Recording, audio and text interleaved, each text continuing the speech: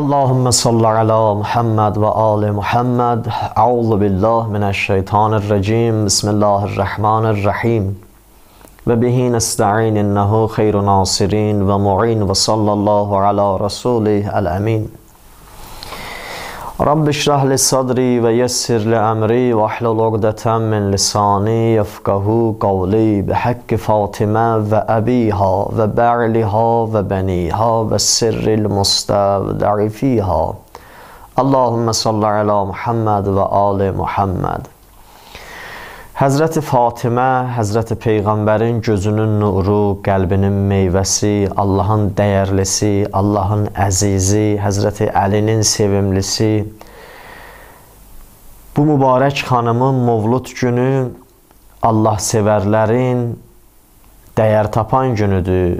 Allaha iman gətirənlərin qiymətli hesab elədiyi bir gündür. Mübarək rivayətlərdə əlimizə gəlib çatan rivayətlərdən biri də bundan ibarətdir ki, Həzrəti İslam Peyğəmbəri Me'rac hadisəsin qızı Həzrəti Zəhra ilə bölüşürdü. Həzrəti Peyğəmbər özü rivayət eləyir, özü nəql eləyir. Deyir, o zaman ki, mən getdim Me'raca, gördüm behiştin qapısına yazılıb ki, La ilahe illallah Muhammedur Resulullah sallallahu aleyhi ve aleyhi ve sellem Aleyhi veliyullah. Gördüm yazılıb Allah'tan başqa Allah yoxdur. Mən Peyğəmbər onun elçisiyəm. Əli onun vəlisidir. Həsən və Hüseyin onun əzizidir, seçilmişidir. Bu cümlədə yazılıb Həzrəti Fatimə Allah üçün məxsus seçilmiş bəndələrdəndir. Hər kim Həzrəti Fatiməyə nifrət eləyə, hər kim Həzrəti Fatiməyə qəzəb eləyə, Allah ona lənət eləsin. Ki, ərşin o hissəsində bu cümlə yazılmışdır. Həzrət Peyğəmbər buyurur Meyracda. Ki, xanım Zəhranın dəyərin Həzrəti Peyğəmbər Meyrac sirləri ilə insanlara təbliğ eləyib. Baxın, bütün hissələrdə, bütün hadisələrdə, vəhyin nazil olma vaxtlarında, vəhiydən kənar Qur'ana düşən kəlamlardan əlavə məsələlərdə, məclislərdə, hətta ən sirli məsələlərdən biri, Qur'anın sir hesab elədiyi xüsusi məsələlərdən, mətləblərdən biri Peyğəmbərin Meyrac hadisəsidir. Həzrəti Peyğəmbər Meyrac hadisəsində də Həzrəti Zəhradan danışır. Ki, Həzrəti Zəhra'nın Meyracda adı hara yazılıb və necə yazılıb? Həzrəti Fatimə kimdir ki, Allah yazıb, ona hər kim nifrət eləsə, mən ona lənət eləyərəm. Mən ona qəzəbimi şamil eləyərəm. Həzrəti Fatimənin düşmənlərinə Allah özü yazdırıb ki, yazın Həzrəti Fatimənin düşmənlərinə Allah lənət eləsin. Ki, bu xanım nə qədər qiymətli bir xanımdır. Bu xanım nə qədər dəyərli bir xanımdır. Bu xanım nə qədər Allah yanında əziz bir xanımdır. Peyğəmbər hara gedib Fatimədən danışıb. Harada gedib əzəmətli və sirri ilahi olan yerlərdə Həzrəti Fatimənin adını görüb. İlahi və Rəbbi, bu nə dəyərdir ki, xanım Zəhra harada Peyğəmbər bir ecazkarlıqla rastlaşıb, bir əcib, qərib ilahinin qüdrət nişanəsi ilə rastlaşıb, orada Həzrəti Fatimənin adını görüb. Həzrəti İslam Peyğəmbəri bir gün Həzrət xanım Zəhra salamullah aleyhanın evinə təşrif buyurur. Gəlir xanımın evinə, görür ki, Həzrəti Zəhra salamullah aleyha, canım sənə qurban olsun. Mübarək göz yaşları üzünə axa-axa əl dəyirmanı ilə un uyudur. Dedi ki, qızım, niyə ağlayırsan? Niyə ürəyimi sındırırsan? Qızım, sənin Allah gözlərini ağlatmasın qiyamətdə. Niyə ağlayırsan əzizim? Dedi, ya Rəsulallah, bilirsən, mənim bətnimdə övladım var.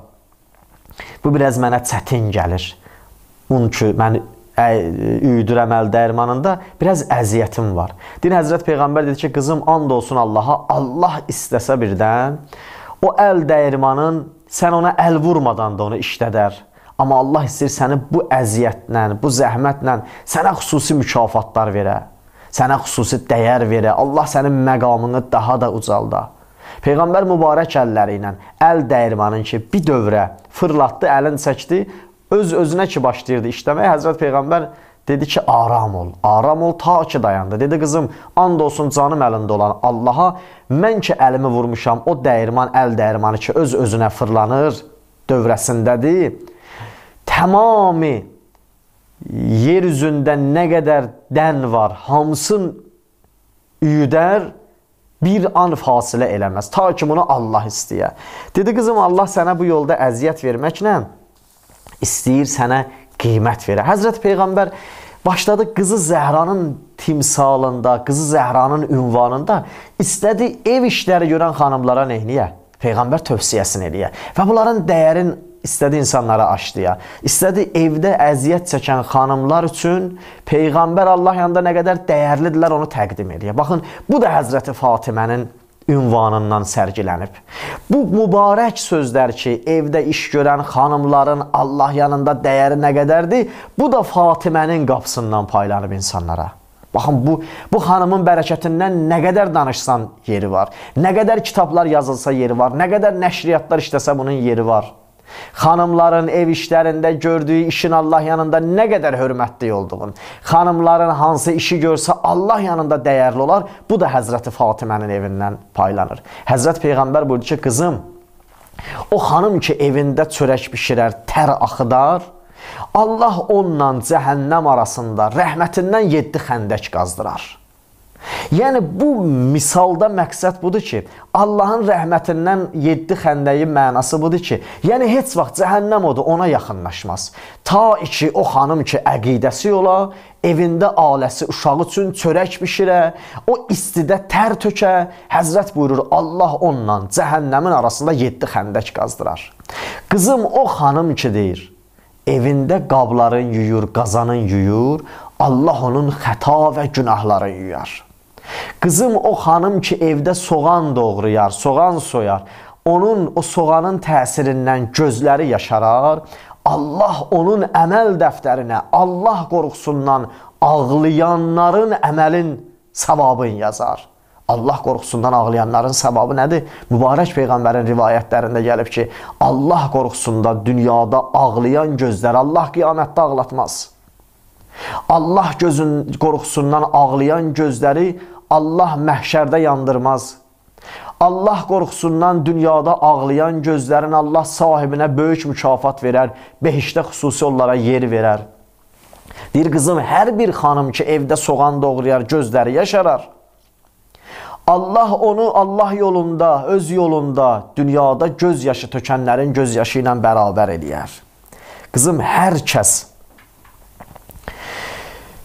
hər bir xanım ki, evdə övladı üçün, ya indi məsələn rivayətin bir hissəsində satmaq üçün, hər kəs evdə məsələn paltar toxumaq üçün ilmə vurar, qızım.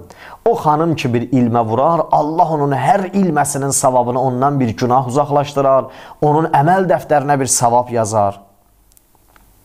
Qızım, o xanım ki o ilmə vurduqları paltarı sata, ailəsinin, uşağının ehtiyacını ödəyə, Allah o xanımın əməl dəftərinə 1000 dənə üryanı geyindirmişin savabını yazar. Elə bir 1000 nəfər libassızdır, ona gedib paltar alıb libas verib, Allah onun savabını yazar. Qızım, o xanım ki evində uşaqlarının başına daraq vurar, çəkdiyi hər bir darağın, hər bir tükün savabı sayı qədər Allah onun günahlarını əfv eləyər. Allah onun xətalarını pozar. Allah onun eyibləri varsa eybini örtər. Allah ona hər tükün sayı qədər böyük mükafat nəsib eləyər. Və Allah onu, o xanım ki evdə uşaqlarına bu qiyməti verir, bu qədər əzizləyir, uşaqlarının saçına daraq vurur, Allah onu cəmaatın gözündə zinətləndirər. Baxın, Həzrəti Peyğəmbər qızına nəsiyyət edir bunları ki, qızının ünvanında Həzrəti Fatimənin evindən baxın, xanımlara verilən dəyər, xanımların işi müqabilində mükafat. Bu da Həzrəti Zəhra evindən paylanır. Qızım, o xanım ki, qonşusunun ehtiyacını ödəyə, o mənlə behişdə Kovsər hovuzundan su içəcək. Ki, əgər bir xanım görə qonşusunda birinin ehtiyacı var, vəlavin ki, ən azından bir çörəyə ehtiyacı var. Bir dəfə yeməyə atılacaq duza ehtiyacı var. Onu qonşusundan əsirgəməyə, ehtiyacını aradan apara, behişdə mənlə Kovsər hovuzundan su içəcək. Qızım, and olsun canım əlində olan Allaha.